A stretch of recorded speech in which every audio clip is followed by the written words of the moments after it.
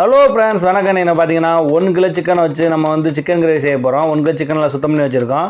ஒரு கடாய் எடுத்துக்குவோம். 50 ml கடலெண்ணெய் ஊற்றிக்குவோம். எண்ணெய் சூடாகட்டும்.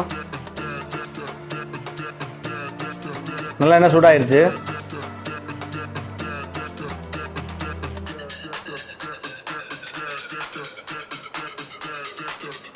பட்டையில் சேர்த்துக்குவோம்.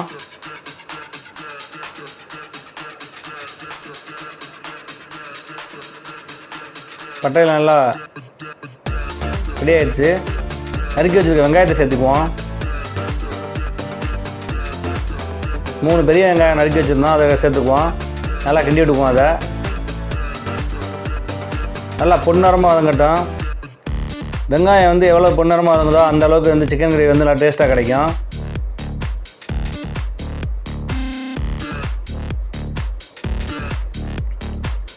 நல்லா வதங்கிடுச்சு. நறுக்கி வச்சுருக்க தக்காளியை சேர்த்துக்குவோம். நல்லா கிண்டி விட்டுக்கலாம். நல்லா வதங்கட்டும். நல்லா வதங்கிடுச்சு.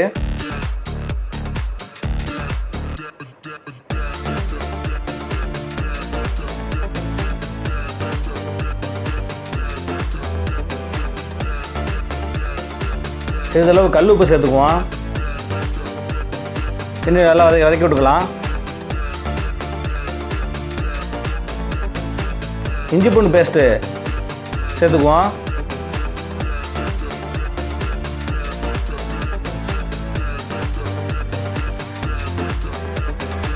நல்லா பொன்னடமாக நல்லா வதங்கிடுச்சு. இப்போ நறுக்கி வச்சுருக்க சிக்கன் சேர்த்துக்குவோம். அதில்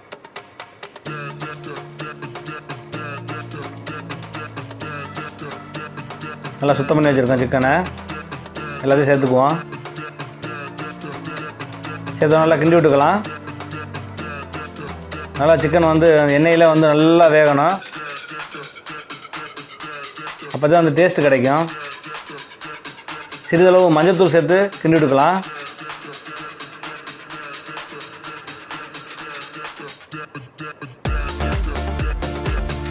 பார்க்குறதுக்கு எப்படி கிறிஸ்பியாக இருக்கா? இப்போ வந்து பார்த்திங்கன்னா சிக்கன் மசாலா பவுடர் சேர்த்துக்குவோம். மசாலா பவுடர் சேர்த்து நல்லா கிண்டி விட்டுக்குவோம். நல்லா வேகட்டும். சிக்கன் வந்து எப்படி இருக்குன்னு பார்த்தீங்களா? சிக்கன் நல்லா வந்து வெந்துருச்சு.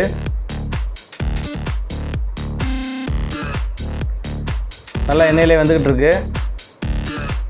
சிறிதளவு வந்து தண்ணி ஊற்றிக்கலாம். சிக்கன் நல்லா கிரேவி கிடைக்கிறக்காண்டி கொஞ்சோண்டு தண்ணி ஊற்றிக்கலாம்.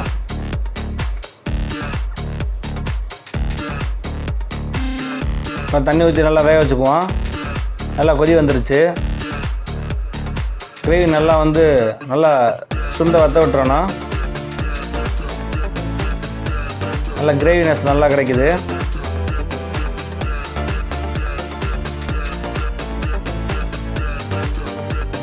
நல்லா வந்துருச்சு. சிக்கன் கிரேவி நல்லா வந்துருச்சு.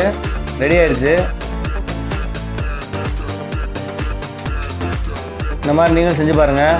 இந்த வீடியோ பிடிச்சிருந்தா லைக் பண்ணுங்கள், ஷேர் பண்ணுங்கள், கமெண்ட் பண்ணுங்கள். மறக்காமல் நம்ம சேனலை சப்ஸ்கிரைப் பண்ணுங்கள். Thank you friends.